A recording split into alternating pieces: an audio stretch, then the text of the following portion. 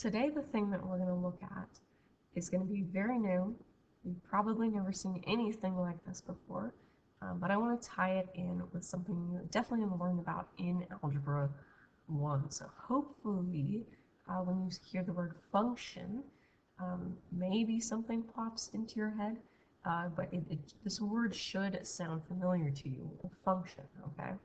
So maybe when I say the word function, you think of something that looks like this, like f of x equals 2x plus 3. So something like that, like that's a function, right? Well, if we kind of dive in a little bit deeper into what a function is, remember that here, right here, this is where you would input, hopefully you remember that word, so you input, you plug something in for x, right? So like I could plug in 4. I could plug in the number 4 for x.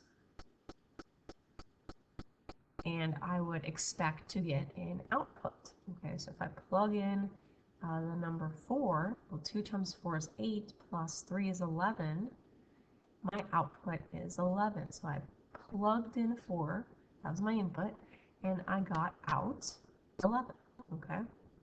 It's kind of just like a vending machine, like you put in a coin, and this is the piece of candy that I got out, okay?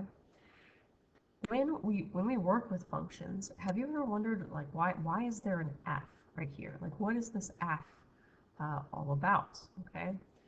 So and you might have seen like other letters, right? Like G, maybe A or C. Just why are there these letters in front of our functions, okay? Well, that letter you can really think of as the name of your function, okay? So this is how I can tell the function apart from another function, because I use a different letter to name it, okay? And the really cool part is, well, we usually just use one letter because it's easier just to write one letter rather than a big old name. But you could name your function anything you wanted to at all. It doesn't have to be just one letter. Like I could call this function cat, okay, if I wanted to. This is my cat function, okay? Or literally anything. Like this is my pumpkin function. Okay, so this is just the name of the function that goes right in front of it. So in a moment, we're going to look at some functions that have some weird names, but they're going to have a very specific thing that they're going to give us for our output. Okay, so just to clarify, that would be our output. Okay. And then, have you heard the word trigonometry before? To yourself, what do you think this word means? Okay. So trigonometry, the way we're going to define it in this class, is that it's a branch of mathematics and it focuses on the relationship between two things. Relationship between sides and angles. So sides and angles of triangles. In this class, we're only going to focus on right triangles, okay? So in trigonometry, we're now going to learn about 3 trig functions, okay? Like we were just talking about functions a second ago. So there are 3 very specific trig functions, and here are their names, okay? Like we were just talking about names of functions. So these trig functions, the names that they have are sine, cosine, and tangent. And kind of weird names, and they're pretty long. So usually people abbreviate them, like they shorten them a bit, to be sin, cos, and tan. Even though it looks like it's pronounced sin, cos, and tan, please say it like sine, cosine, and tangent. Okay, even though we don't see the whole word written out. So sine, cosine, and tangent. So check this out. So for our inputs, right? Our input for a trig function is always going to be an angle, okay? So an angle in degrees, so we can think of a 37-degree angle, okay? Whatever size the angle is, maybe 114 degrees, we're always plugging in an angle. If we looked at the input over here, our input was 4. And then our output that we're going to expect to get is going to be the ratio of two sides. Okay? Ratio of two sides. So ratio meaning fraction. So I could have the fraction maybe 7 over 10. I'm expecting a fraction to pop out. Okay? So again, I plug in an angle, I expect a fraction to pop out. So over here, this symbol might be throwing you off a little bit. You're like, what is this all about? Really think of there being parentheses here, just like we had parentheses over here for our normal functions, okay? Sometimes people like to exclude the parentheses, but we can continue to think about those parentheses still being there. So here's the names of all the functions right in front of them. So there's the name, sine, cosine, and tangent. And then the theta is really just a placeholder, okay? It's just holding the place for an angle. So remember, an angle is our input. We could have easily used any other placeholder, like we could have used x instead if we wanted to, but this is just another symbol that people usually use to represent angles. It's a Greek letter called theta, okay? So you're wondering how to like pronounce it, so theta, like that. So this is where we plug in our angle, and what we expect to get out is on the other side of the equal sign, we expect to get this ratio, right? Ratio of two sides, okay? And the two sides that we'll get out will depend on the trig function that we're using. So sine, cosine, and tangent give us each a different ratio of sides that come out of the triangle, okay? So we'll dive a little bit closer into this. If all of this doesn't make complete sense right now, that's totally okay. This is very, very different from a lot of stuff that you've seen before, okay? So the biggest thing that we have to get before we start working with these trig functions is we actually have to learn how to label the sides of our triangle that we're working with correctly, okay? So the angle that we input into a trig function is also known as the reference angle, okay? So if this angle A here in all of these triangles, if this is the reference angle, label the sides of the triangle A for adjacent. Okay, so adjacent is just a fancy way to say next to.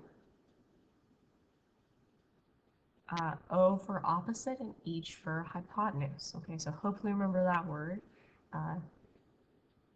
When we go to our first triangle, here we're labeling all the sides A, O, and H, okay?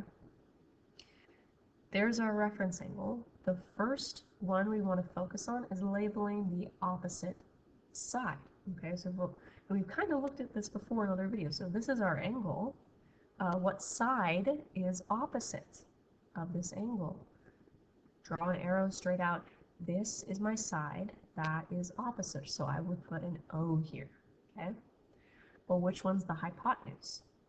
Hopefully remember that that's the side that's directly opposite of the 90-degree angle. So if I go to the 90-degree angle, draw an arrow out, that is my hypotenuse.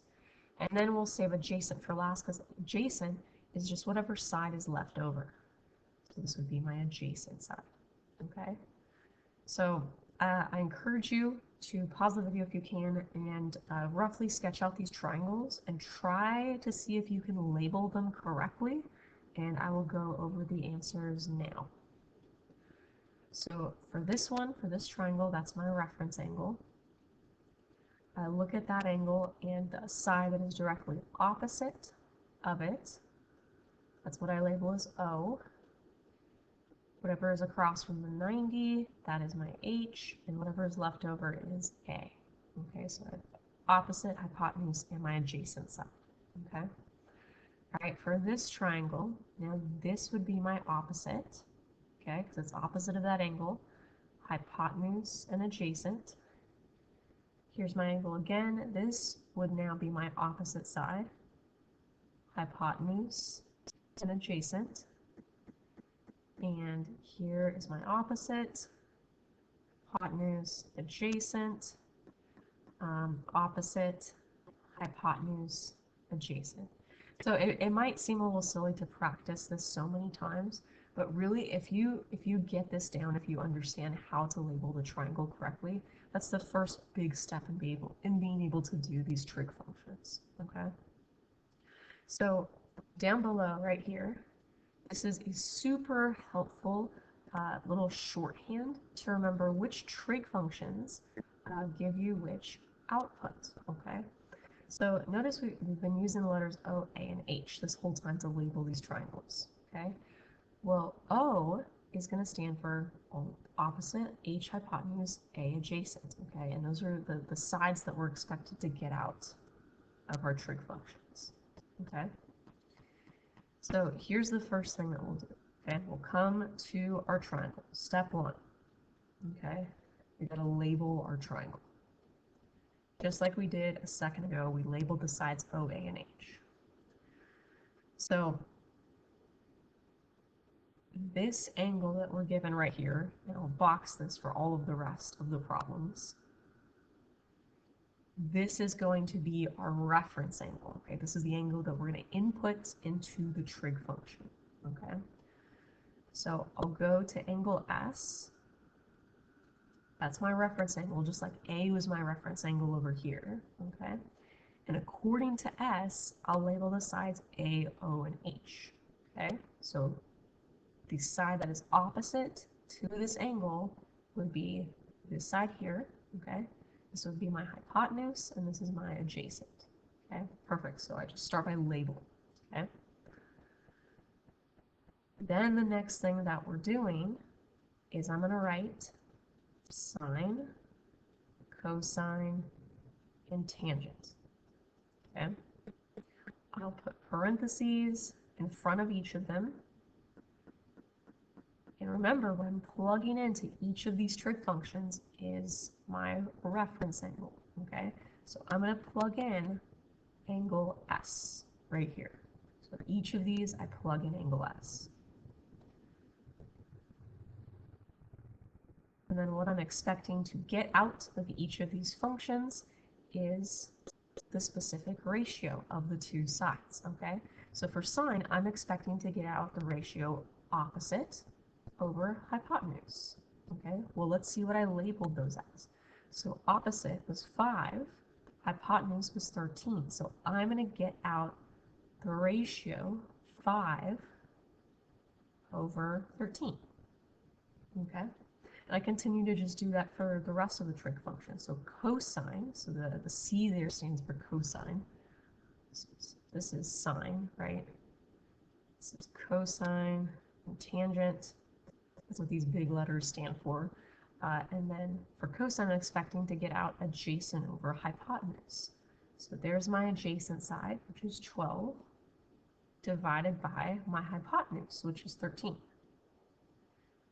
And then for tangent, we get 5 divided by 12.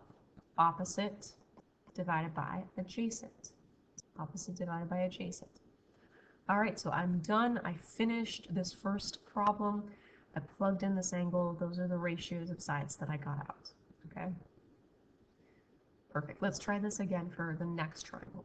So remember, first step is I have to label. Okay? So since now my reference angle is R, so I'll go to R, draw a curve there, and then according to R, I'll label everything O, A, and H. So this would be opposite to R.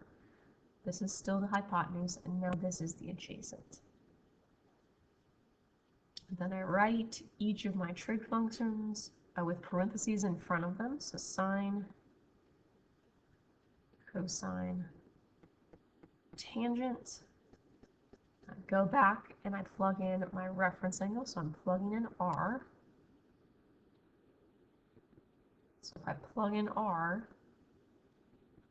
what do I get out? So sine is opposite over hypotenuse, so that would be 12 over 13, O over H. Cosine would be adjacent, so 5 over the hypotenuse, which is 13, so 5 over 13.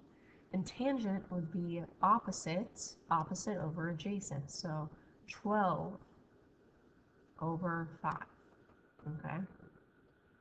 And we'll do one last problem with this. So remember, first step, I have to label, so I'll go to angle H, and I'll label all my sides according to angle H. So this would be my opposite, that's opposite of angle H, hypotenuse, and adjacent. That's the right sine, cosine, and tangent. I plug in angle H into each of those trig functions. And for sine, I get out opposite over hypotenuse, so 9 over 10. Cosine, I get out adjacent, so 7 over 10, adjacent over hypotenuse. And then lastly, tangent, I get out 9 opposite over adjacent, so 9 over 7. Okay. So what's really, really helpful for each of these problems that you're doing is if you can write this at the top of your paper. So if you're saying this out loud, so like SOHCAHTOA, SOHCAHTOA, okay? So if you write this at the top of your paper before you do any of your problems, it's going to be really helpful to find each of those trig functions. SOHCAHTOA.